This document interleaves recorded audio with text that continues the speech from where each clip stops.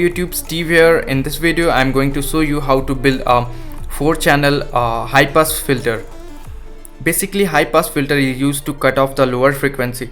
So this is useful when you are dealing with small speakers. They generally can't handle the lower frequency. First we will see how to connect this. I use a Chromecast audio as audio source and TPA3116D2 as an audio amplifier and the 2 speaker as audio output. If you are interested in building this speaker, I will put that in the cards, and that is in the right corners.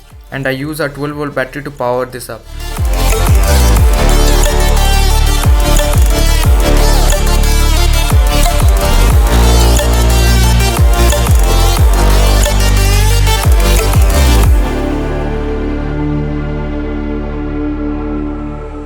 Let's start with the build. I used Easy EDA to design my circuit, and then I converted it into PCBs, and then I generated Gerber files. And then I visited to jlcpcb.com. Currently JLC PCBs are offering 10 PCBs just for $2. JLC PCB are the world's largest PCB distributor. The quality is impressive and the price is also very cheap. I just uploaded my Gerber files to JLC PCB, and then I selected the quantities and just ordered them. The processing time is 48 hours and the shipping time is also fast.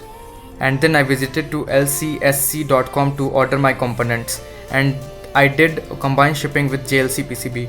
After 7 days, all the components and the PCB arrived in the same box. You can see the PCB quality, it's just top notch, just for $2. I will leave all the part list and Gerber file in the description below, you can check that out.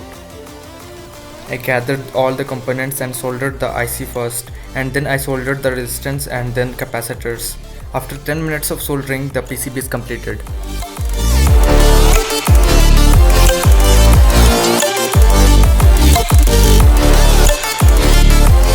And then I used some acetone to clean the solder paste, and then I used some standoff to finish the project.